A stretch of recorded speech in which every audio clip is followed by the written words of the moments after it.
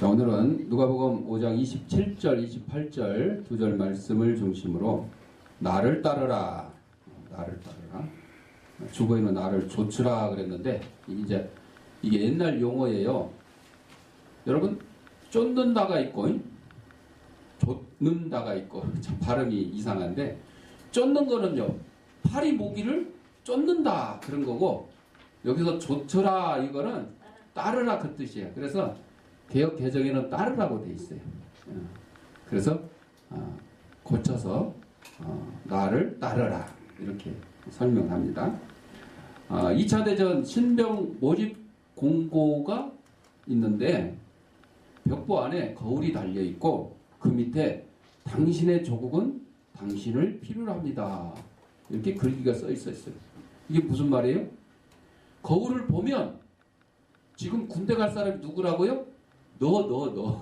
거울에 있는 너. 아주 간단하죠. 지난주에요, 대법원에서 양심적 병역 거부 14년 만에 무죄 판결이 났어요. 그러면 제일 중요한 게 여호와 증인들이 이제 군 복무를 안 해도 돼요. 이제 대체 복무를 하는데 대체 복무는 아직 결정은 안 됐어요. 그런데 대체 복무가 이제 대체적으로 육군 기준으로 18개월 때 2배 36개월을 교도소나 소방서에서 합숙하면서 근무하는 것, 이게 이제 대체 복무의 주요 골자입니다. 세계 인권 쪽에서는 2배는 안 된다, 1.5배만 해라, 그런 얘기도 있는데, 하여튼 국방부에서 그 정도로 지금 준비를 하고 있어요. 그래서 이것 때문에 지난달인가 국방부 앞에 가서 우리 기독교인들이 모여서 이 양심적 병역법, 여러분, 그러니까 양심이 올바로 행하고 있는지 안 하고 있는지를 법으로 판단할 수 있을까요? 판단할 수가 없습니다. 지금 국민들 의견이 굉장히 좀 분분해요. 법으로는 무죄라고 판결을 해서 병역 거부한 사람들, 양심적 병역 거부한 사람들을 다 이제 앞으로는 풀어주게 되고 대신 대체 복무를 하게 되는 건데, 전에 핵소고지 영화 여러분한테 소개를 시켜드렸는데, 미국은 징병제가 아니고 모병제예요. 군대에 가고 싶은 사람만 지원해서 가요. 대신 월급을 많이 줘요. 그런데 거기 여호와 증인 나왔잖아요. 이 사람은 간호사 출신이에요. 그래서 자기는 자기 종교의 신앙에 따라서, 교리에 따라서 총은 잡을 수 없지만 내가 의무병으로 가서 부상자들 치료하고 생명 구하는 일을 하면 되니까 굳이 총을 안 잡아도 되겠다. 그렇게 해서 지원을 해서 갔어요. 근데 훈련소에서 군인이 이 집중 훈련 이거 안 하고 할 수 있겠냐 해서 막 굉장히 고생을 했어요. 재판까지 갔어요. 이거는 양심적 병역 거부가 아니고 양심적 병역 이행을 위해서 재판한 거예요. 나는 군대 계속 하고 싶다, 군대 생활. 근데 부대에서는 안 된다. 총도 안 잡는 애는 필요 없다. 내 쫓으려고 그런 거예요. 그런데 판결이 그 사람의 양심에 따라서, 그러면 총을 안 잡아도 의무병으로서는 충분히 일을 할 수 있으니까 의무병으로 복무를 시켰어요. 그래서 핵소고지 전투에서 자기 동료들, 전우들 싸우다가 부상당해가지고 그 사람들을 목숨을 걸고 총 안 내고 그냥 구급 상자만 들고 가서 구출을 했는데 수백 명을 구출했어요. 그래가지고 훈장까지 받게 됩니다. 여러분들, 종교에 따라 우리나라는 이제 뭐가 문제냐면, 양심적 병역 거부 그러면 거기에 여호와 증인 같은 사람만 들어가요? 아니요. 군대 가기 싫어하는 사람들이 그 이름으로 빠지는 거야. 모든 병역을 필요한 남자들, 대한민국 국민들이 염려하는 것이 바로 그겁니다. 정말로 종교적인 신념 때문에 군대 가서 총 잡는 걸 거부하는 사람은 교도소나 소방서에서 36개월 동안 복무를 하면 되는데, 그렇지 못한 이상한 사람들이 많아서 그렇다. 근데 좌우지간요, 이 양심적 병역 거부 이것 때문에 여호와 증인들 성도가 늘어요, 줄어요? 늘어납니다. 늘어나요. 이게 우리 기독교에서는 문제예요. 이단이라고 하는데, 그거 늘어나는 거예요. 왜? 군대 안 가려고 여호와 증인 가는 거예요. 네. 자, 다시 본문으로 돌아가서 예수님께서 이 땅에 오셔서 나를 따르라 그랬어요. 오늘 본문에 보니까 레위라는 세리가 있어요. 세금 공무원, 세무 공무원, 오늘날로 말하면. 근데 이 당시에는 로마의 속국이었어요, 이스라엘이. 그래서 세금을 어떻게 걷느냐? 나라에서 누구한테 얼마 지금처럼 뭐 고지를 하는 게 아니고 세무 직원이 알아서 받아서 일부는 로마에 보내고 일부는 자기 월급이요. 월급이 따로 없어요. 그러니까 많이 걷어 덜 걷어. 많이 걷어야 내게 많아. 로마에 10원 보낼 거 나는 20원 30원씩 걷어서 막 챙기는 거야. 그러니까 성경에서도 보면 이 세리를 다 나쁜 놈 취급했어요. 도둑놈 취급을 했어요. 그래서 동족들에게 멸시를 받았어요. 당연하지요. 동족들 등을 쳐먹는 사람이라고 그러나 피 빨아먹는 사람이라고 이렇게 얘기를 했죠. 그런 이 세리 레위에게 주님께서는 이제 크게 유용하게 쓰일 수 있는 잠재력을 보고, 사실은 뭐 잠재력 볼 것도 없어요. 하나님이 쓰시겠다고 하면 마른 막대기만도 못한 우리들도 크게 쓰임 받을 수 있기 때문이죠. 그래서 나를 따르라. 그랬더니 세리가 일하다 말고 어떻게 했어요? 바로 모든 것을 버리고 모든 것을 버리고 따르니라. 일어나 따르니라. 바로 이거예요. 예. 주님을 따르는 일에는요, 가족, 자식, 직장, 사업 이런 거 다 필요 없어요. 따르기만 하면 돼요. 따르기만 하면. 그래서 순종이 제사보다 낫다 그랬어요. 여러분, 하나님 앞에 열심히 잘 예배를 드리는 것보다 뭐가 낫다고요? 순종이 낫다는 거죠. 주님께서 여러분에게 명령하신 것, 그거를 따르는 거죠. 그래서 이 레위의 이름이 마태로 바뀌었고, 또 마태복음을 기록했고, 또 예수님 때문에 순교했어요. 주님께서는 바로 오늘날 여러분들을 부르십니다. 주님을 섬기는 일에 참여하라고 여러분을 부르십니다. 노량진 입시학원에서 강사를 일하던 젊은이가 있었어요.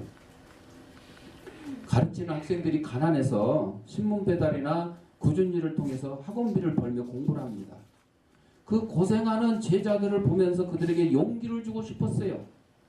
그래서 어둠 속에서 빛을 찾아가는 사람들의 희망찬 이야기를 들려주곤 했습니다. 그러다가 달동네 사람들의 가슴 찡한 이야기를 글로 쓰기 시작했어요. 무려 7년을 써가지고 한 권의 책을 만들어냈는데 그 책 이름이 우리가 잘 아는 연탄길. 연탄길. 그런데 과로한 나머지 불면증에 시달리게 되었어요. 귀가 불리는 현상 때문에 이명증이라고 그러죠. 교회 안에서 예배를 못 드리고요, 교회 밖에서 목사님의 설교를 들어야 했어요.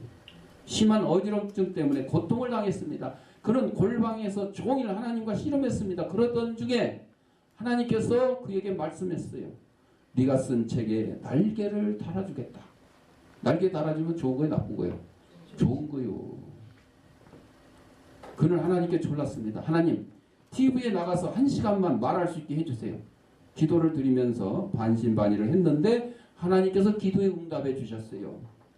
그가 쓴 연탄길이란 책이 KBS 책을 말하다라는 프로그램에 방영되어 출연하게 되었습니다. 이 책이 베스트셀러가 되어서 50만 권 이상 팔리게 되었습니다. 바로 연탄길의 저자 이철환 씨의 얘기입니다. 여러분, 주님을 따르는 자에게는요, 주님께서 다 보상해 주십니다. 책임져 주세요. 하나님의 일을 하는 자에게는, 그래서 구약시대에서는 어떻게 했어요? 이스라엘 12지파가 있는데 그 중에 한 지파, 레위 지파는 무슨 일을 해요? 하나님을 섬기는 일만 해요. 제사장의 직분을 감당하고 성전을 지키고, 각 부족들을 하나님 예배 드리는 거 지도하고 이런 일을 했어요. 그래서 11족속이 하나님께 드리는 거 그 중에 일부를 레위 족속이 생활비로 쓰게 된 거죠. 오늘날 말하면. 하나님께서 구약시대에 이렇게 딱 그냥 정해서 해주셨어요. 오늘날은 이제 목회자들 교회에서 알아서 뭐 사례비를 주기도 하고, 뭐 안 주면 뭐 하나님이 알아서 챙겨주시기도 하고, 뭐 이렇게 이제 하시는 거죠. 좌우지간 하나님의 일을 하는 자에게 하나님께서는 그의 생활을, 앞길을 책임져 주신다는 거죠.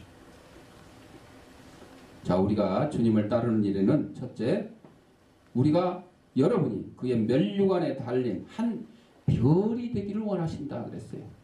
주님을 따르는 일에.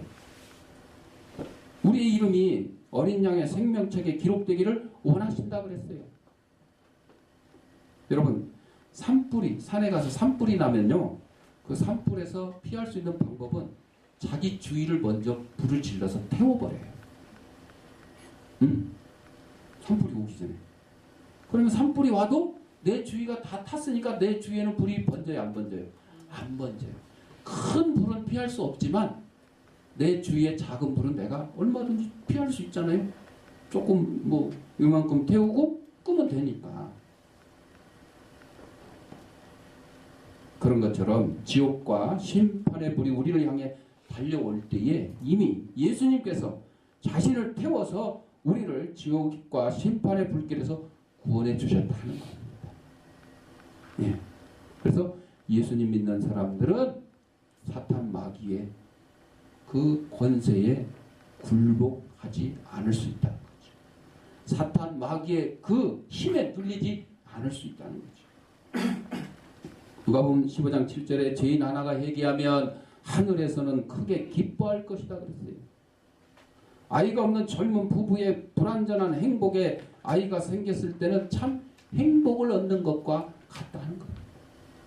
아이가 없어가지고 몇 년 동안 그냥 병원 다니면서 뭐 불임 상담을 하고 나중에는 뭐 시험관 아기까지도 하고 해서 아이를 한 7년 10년 만에 얻어봐요. 얼마나 기쁘겠어요. 그런 것처럼 죄인 하나가 회개하면 하늘에서 이렇게 기뻐한다는 거죠. 주님의 가장 큰 소원은 여러분들이 지금도 하나님을 믿지 않고 예수님을 믿지 않는 그 불신자들이 예수님을 믿고 구원의 백성이 되는 것이라는 거죠. 레오나르도 다빈치가 이태리가 나온 유명한 화가죠. 43세 되었을 때에 이태리 밀라노의 성당에서 예수님의 최후 만찬의 모습을 그려달라고 부탁을 받았어요. 그는 온갖 정성과 심혈을 기울여서 최후의 만찬 그림을 완성했습니다. 12제자가 양쪽에 앉고 중앙에 예수님이 오른손에 잔을 들고 계시고 그 좌우에 6명의 제자들이 그려져 있는 그림이었습니다. 작품이 완성되자 절친한 친구들을 불러서 그림을 보여주며 평을 들어봤습니다. 그림을 본 친구가 깜짝 놀랐습니다. 이야, 이런 걸작품은 내가 본 적이 없다. 정말 대단하다. 요즘 사람들은 이제 졸작인데도 걸작이라고 이렇게 입 바른 소리를 하는 경우도 있지만 정말 걸작품이었어요. 친구는 특별히 예수님의 손에 들려있는 은컵이 너무 섬세해서 그 컵에서 눈을 뗄 수 없다고 말을 했어요. 그러자 다빈치가 그 말을 듣는 순간 예수님의 손에 들려있는 은컵을 갖다가 붓을 들어서 싹 지워버렸어요. 이 그림에서 예수 그리스도 외에는 어떤 것도 시선을 끌어서는 안 된다. 아니 예수님의 얼굴보다 은컵이 시선을 끌었으니까 다윗지가 깨달은 거죠. 아, 내가 뭘 잘못 그랬구나. 예수님만 주목받아야 되고 예수님만 시선을 끌어야 돼. 예수 그리스도가 중심이 되어야 된다고 하면서 바로 그 자리에서 컵을 지우고 말았다는 것입니다. 여러분, 그림을 그리는 사람이나 아이들을 가르치는 선생님이나 사업을 하는 사업가나 직장에서 일하는 직장인이나 공부하는 학생들이나 다 우리의 목적은 누구를 따라야 된다고요? 예수님을 따라야 돼요. 회사에서 월급 주는 사장만 따르다가는 예수님을 잃어버리게 됩니다. 학교에서 공부하는데 자기를 가르치는 선생님만 따르다가는요, 예수님을 잃어버리게 돼요. 사업하는데 자기 거래처 사장님만 따르다가는 예수님을 잃어버립니다. 식당 하면서 그냥 손님들 많이 오게 위해서 그냥 손님들만 따라다가는 예수님을 잃어버릴 수가 있다는 거죠. 우리는 무슨 일을 하든지 예수님 따르는 일을 잊어버려서는 안 된다는 겁니다. 또한 주님께서는 여러분이 다른 사람을 그에게 인도해 오기를 원하십니다.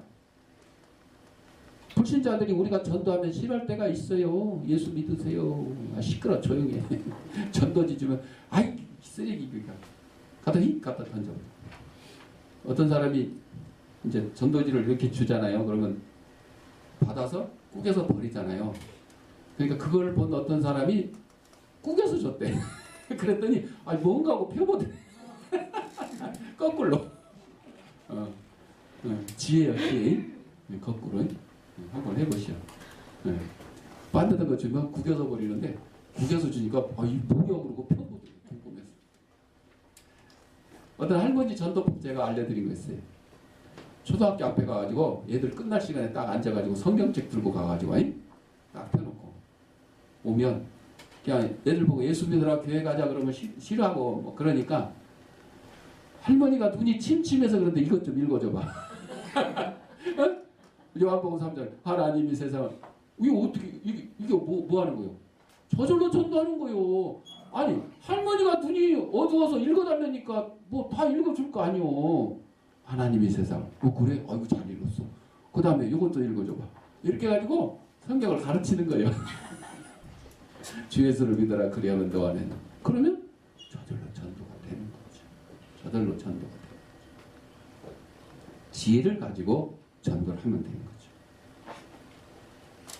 그래서 불신자들에게 전도할 때 여러 가지 이런 방어를 하게 되는 거죠. 그런데 그들이 예수를 믿게 된다면 자신들도 전도를 하지 않아요. 그러니까 예수 믿는 거 싫어하고 하나님 믿으려면 내 주먹을 믿어라 이랬던 사람들도 예수 믿으면 어떻게 돼요? 또 그 사람들도 전도하는 거예요. 사도 바울이 그랬잖아요. 사울이 베나의 바울이 사울일 때는 어떻게 했어요? 예수 믿는 사람들 막 잡아 가두고 그냥 스데반 집사 죽는 일에 찬성하고 옷 지키고 있고 이랬던 사람이었는데 담에서 도상에서 예수님을 만나고 이방인을 위한 전도자로 세움을 받으니까 어떻게 됐어요? 전도하러 다녔잖아요. 똑같습니다.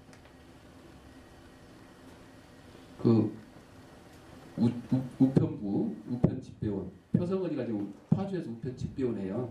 집배원. 여기 와서 하려니까 그냥 그 동네가 좋다고 거기서 하는데 우편 집배원들에게 전도를 어떻게 하냐? 당신이 나에게 이런 메시지를 전해줬으니 이런 우편물을 전해줬으니 나도 당신에게 전해주겠다 하면서 전도를 하는 방법도 있대요. 자, 훌륭한 법률가가 되기 위해서 대학 공부하러 떠나는 아들에게 전해준 어머니의 쪽 36절 사람이 만일 온 천하를 얻고도 제 목숨을 잃으면 무엇이 유익하리요? 네가 가서 열심히 공부해서 훌륭한 법률가가 된다 할지라도 누구를 잊어버리면 예수님을 잊어버리면 소용이 없다는 거죠. 상품 백화점 붕괴 사고 때 한 사람의 실종자를 찾기 위하여 많은 사람들이 수고를 했어요. 바로 그거보다 더 중요한 게 뭐예요? 잃어버린 어린 양 한 마리를 찾기 위한 우리들의 전도입니다. 전도. 오순절날 베드로의 설교 때 3,000명이 예수님을 영접을 했습니다. 베드로 한 사람의 힘이 아닌 119명의 다른 사람들의 증거 결과 여러분들이 매주일 신실하게 예수 그리스도를 증거한다면 제가 설교할 때마다 수십 명이 구원을 얻게 된다 하는 것이죠. 베드로 한 사람의 전도로 3,000명이 구원받았으니 더 많은 사람들이 전도하면 더 많은 사람이 구원을 받게 된다 하는 거죠. 여러분은 다른 일을 그리스도에게로 인도하기 위해서 어떤 일을 하고 계십니까? 기도도 하고 전도도 하고 또 때로는 또 선물을 사다 주기도 하겠고 여러 가지 방법이 있겠죠. 아인슈타인 하면 뭐 가장 뛰어난 과학자 똑똑한 사람이라고 하겠죠. 제자 중 한 사람이 어느 날 아인슈타인에게 물었습니다. 성공의 비결이 뭡니까? 아인슈타인이 대답합니다. 성공을 S라고 할 때 S는 X 플러스 Y 플러스 Z야. 과학자답게 이렇게 수식으로 설명했어요. 이게 뭔 소리예요? 제자가 못 알아들으니까 설명을 해야죠. X는 침묵이야. 그래서 말을 많이 하지 않는 것이 성공의 비결이야. 이렇게 불러줬대요. 말이 많으면 생각이 복잡해지고 말에 실수를 하게 되고 실수한 것을 만회하기 위해서는 많은 시간과 힘을 낭비하게 되니까 성공할 수 없다. 그리고 Y를 설명했어요. Y는 스팬, SPAN, 또 enjoy, 즉 인생을 즐길 줄 알아야 한다. 그런 뜻인데요. 나는 연구도 즐긴다. 아인슈타인은 연구를 즐기는 걸로 하는 거죠. 즐겁지 않으면 못한다는 거죠. 마지막 Z는 한가한 시간을 의미한다네. 내가 누구인지, 왜 사는지, 자신의 정체성을 알고 바르게 살아가는 지혜를 가질 때 비로소 성공할 수 있네. 제자가 다시 물었어요. 선생님의 그 무궁무진한 지식과 그 엄청난 탐구열에 우리는 탐복하고 있습니다. 그런데 도대체 선생님이 가지고 계신 그 지식은 어느 정도입니까? 그때 아인슈타인은 앞에 있는 물컵을 들었어요. 따라야지. 물컵을 들었어요. 그리고 조용히 손가락을 넣었다가 꺼냈습니다. 그럼 물 한 방울이 달랑 떨어져. 달랑 떨어져. 하나님의 지식이 바다라면 내 지식은 바로 이 손가락에 묻어있던 한 방울의 물방울밖에 되지 못하지. 하나님의 지혜와 능력은 무궁무진하지. 제자는 선생님이 하나님을 경외하는데 놀랍다 그럽니다. 여러분, 우리가 그냥 아인슈타인 그러면 최고의 과학자였고 똑똑한 두뇌 그 아인슈타인의 뇌가 어디 과학관에 이렇게 보관돼 있다고 알고 있는데, 왜냐하면 너무 똑똑해가지고 그 연구 대상이라고 해가지고 그러니까 연구 대상은 돼야 되는데 연구 대상이 되면 안 돼. 연구 대상이 돼야지. 여러분, 이 위대한 과학자도 누구를 믿었어요? 하나님을 믿었어요. 하나님의 전지전능하심에 비하면 나는 아무것도 아니다. 하나님의 전지전능하심이 바다라면 나는 그냥 물 한 방울에 비교할 수밖에 없다. 마지막 우리는 몸 대신 교회를 세우는 자가 되기를 누가 원하셔요? 예수님이 원하셔요. 교회는 세상에서 가장 귀중한 교화처라 그랬어요. 많은 극장들이 많은 직원들과 새로운 영화로 사람들의 이목을 끌지만 상당수가 망하고 맙니다. 그러나 교회는 많은 직원과 새로운 프로그램이 없어도 건재합니다. 마태복음 16장 18절에 음부의 권세가 교회를 이길 수 없다고 말씀했습니다. 전에 한번 말씀드린 것 같은데 그 교회 옆에 술집이 생겨서 교회 목사님과 성도들이 저 술집을 없애달라고 하나님 앞에 막 기도를 했어요. 그랬더니 몇 달 돼가지고 진짜로 술집이 망했어요. 그러니까 술집 주인이 고소를 했어요. 교회를. 왜? 교회에서 우리 망하게 해라고 기도했잖아. 맞는 말이죠? 그러니까 목사님과 교인들이 뭐라고 그랬겠어? 에이, 설마 우리가 망하게 하라고 기도했다고 망했겠어? 네가 장사를 잘못해서 망했겠지, 이런 거요. 그러니까 판사가 어떻게 판결한 줄 아세요? 믿음은 누구에게 있다고? 술집 주인에게 있다. 이 교회 목사와 교인들은 믿음이 없다. 아니 망해달라고 기도했는데 불신자인 술집 주인은 망한 것이 교회 교인들의 기도 덕분이다. 그래가지고 판사가 그랬어요. 자, 믿음은 술집 주인에게 있으니 술집 주인은 배상을 천국에 가서 하나님 앞에 받아라. 그리고 교회 목사와 교인들은 앞으로 술집 망하라는 그런 기도하지 말아라. 왜? 당신들은 뭐가 없으니까? 믿음이 없으니까. 맞습니다. 믿음?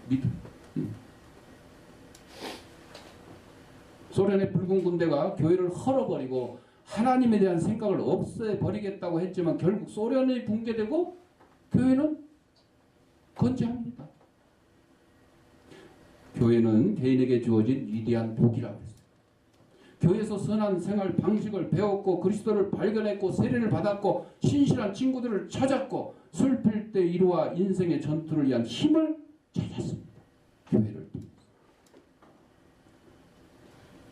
우리의 복은 영생이고 천국이지만 또 이 세상 살아가는 동안에 용기를 얻게 되고 힘을 얻게 되고 하는 것들이 바로 어디를 통해서? 교회를 통해서. 하나님의 말씀을 통해서 우리는 얻는다는 거죠. 또한 우리는 교회에 우리의 충성과 사랑을 다할 책임이 있다고 그랬습니다. 직업을 물어볼 때 제 직업은 교회학교 교사이며 생활비를 위하여 공무원으로 일하고 있습니다.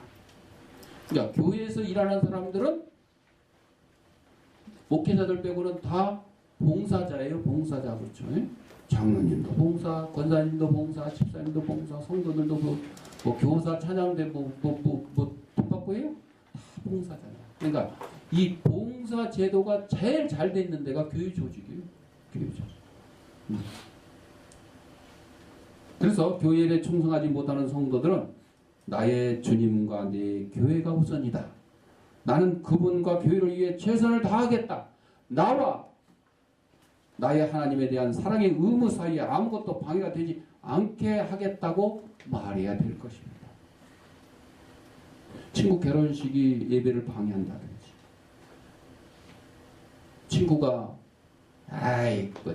교회 한번 빠졌다고 지옥 갈 것 같으면 뭐하러 예수 믿냐. 한번 빠져. 나하고 한번 놀아. 뭐 이런다든지. 교회 갈 시간에 딱 오랜만에 친척이 찾아와가지고 밥도 해줘야 되고 뭐 하다 보니까 또 교회에 빠진다든지 이런 것들. 이게 다 뭐예요? 하나님과 나 사이에 방해물이 되는 거죠. 사탄 마귀만 방해물이 되는 게 아니에요. 여러분.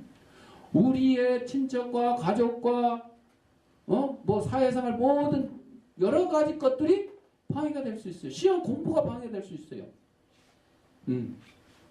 성도들의 자식들이 주일날 예배 참석 안 하고 내일 대학 시험 기말고사 시험 준비한다고 공부하겠다.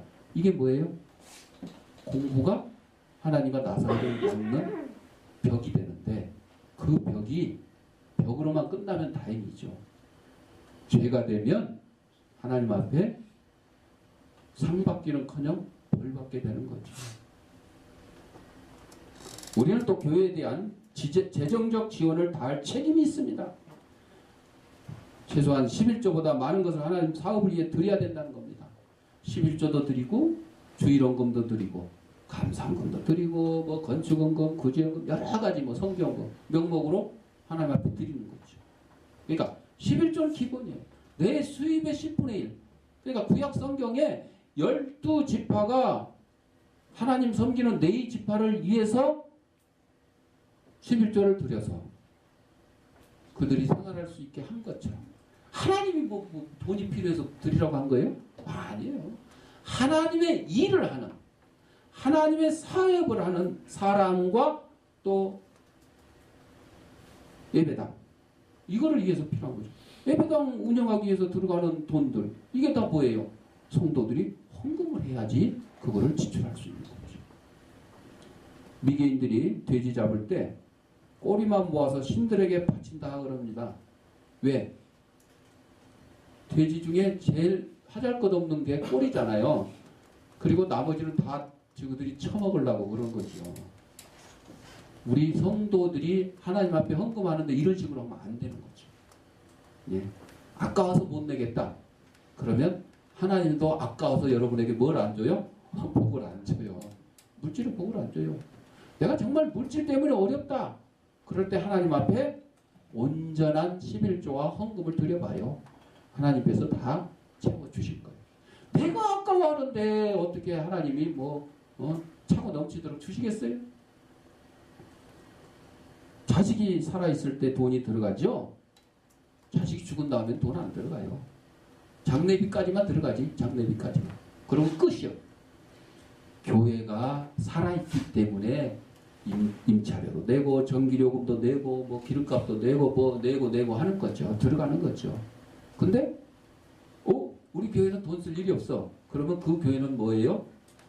살아있는 교회가 아니고 죽은 교회. 죽은. 전도할 일도 없고 봉사할 일도 없고 구제할 일도 없고 돈 안 쓰겠다. 그러니까 죽은 교회예요. 입 닫고 사는 거예요. 문 닫고 사는 거예요. 마지막으로 우리는 교회에 봉사할 책임을 지고 있습니다. 일하다가 병이 들어서 2달을 살 것인가? 아니면 비둥비둥 놀다가 2년을 살 것인가? 여러분들 택해야 돼요. 택해야 돼요. 세상은 여러분 속에서 그리스도를 보기로 합니다. 그 말기암 환자들 딱 선고를 받아요. 당신 3개월밖에 못 산다고 6개월 시한부 인생이라고 그러죠. 그러면 대부분은 낙심을 해가지고 그냥 술로 그냥 지새우고 허랑방탕하게 사는 사람들이 많죠. 그런데 정말로 인생을 보람있게 사는 사람은 어떻게 해요? 시한부 인생 3개월이다 그러면 3개월 동안 할 일을 계획을 딱 잡아요.